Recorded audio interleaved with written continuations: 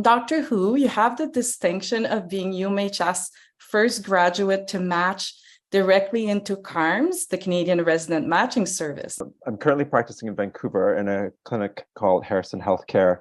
It's a multidisciplinary clinic. I'm currently practicing clinic medicine in an urban setting. And prior to that, I was 4 years in rural, remote Manitoba, practicing family medicine in a rural setting, which is quite different from practice of family medicine in an urban setting.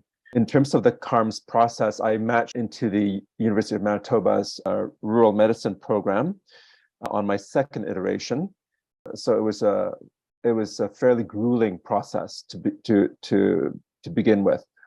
So what I would say to students who are coming on with UMHS, I would say, really consider family medicine as a residency option.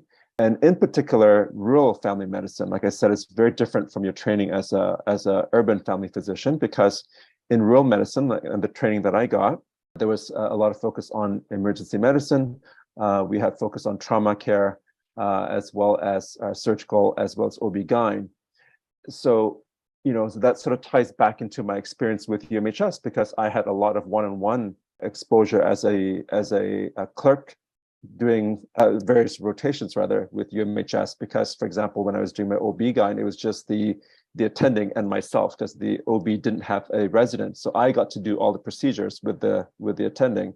So it's that kind of one-on-one exposure as a clerk, as a student, that will just increase one's sense of confidence when you're out there as a resident or as an attending when you finish graduation.